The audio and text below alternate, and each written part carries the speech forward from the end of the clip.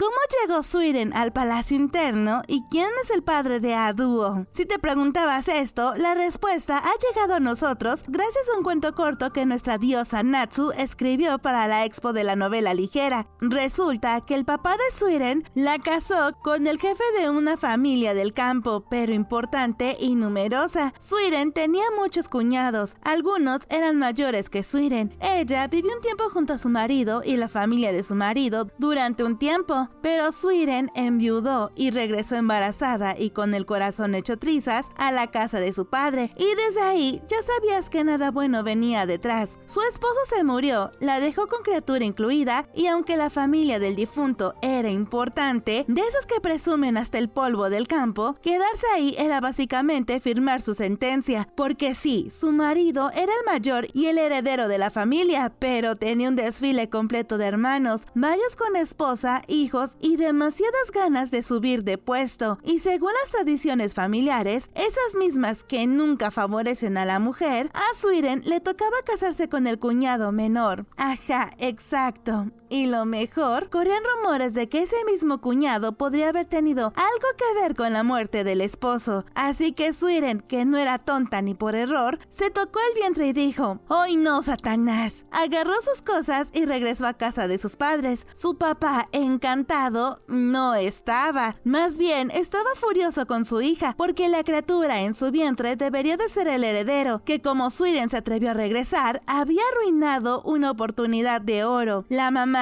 en cambio, solo la abrazó y la ayudó a sobrevivir día con día. Luego nació la bebé, una niña. Suiren tuvo un parto fácil, abundante leche materna y una recuperación decente. Milagrosamente todo salió bien. Lástima que la paz durara tan poco, porque entonces llegó la idea brillante del padre, quien le dijo que se iba a ir al palacio interno.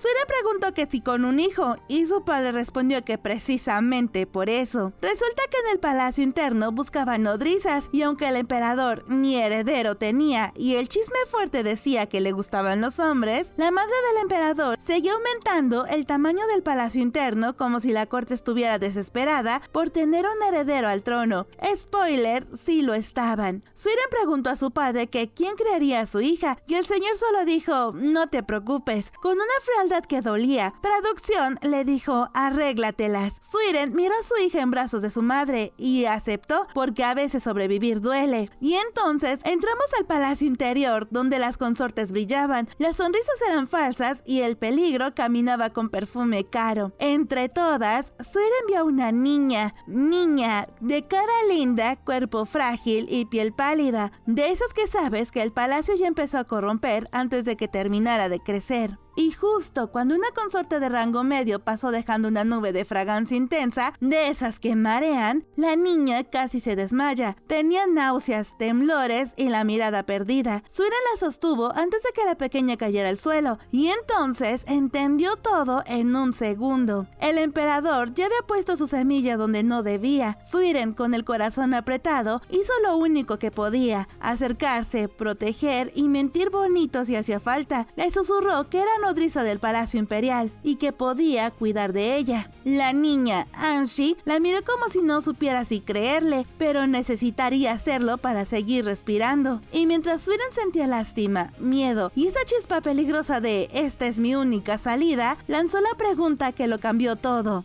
«Si me lo permites, ¿me contratarías?». Y así, entre chismes no dichos, perfumes venenosos y decisiones desesperadas, fue como Suiren conoció a Anshi. Esta historia fue traducida del japonés al inglés por Zoe Emi, y les dejo el link de su página en la descripción para que la lean completa, ya que yo en esta ocasión les traigo el resumen redactado por mí. Les mando un gran y enorme beso y abrazo a todos ustedes, mis queridos Amics, pero sobre todo a mis mejores Amics y Amics especial. Gracias por su apoyo constante al canal. Los quiero a todos y espero verlos en el próximo spoiler.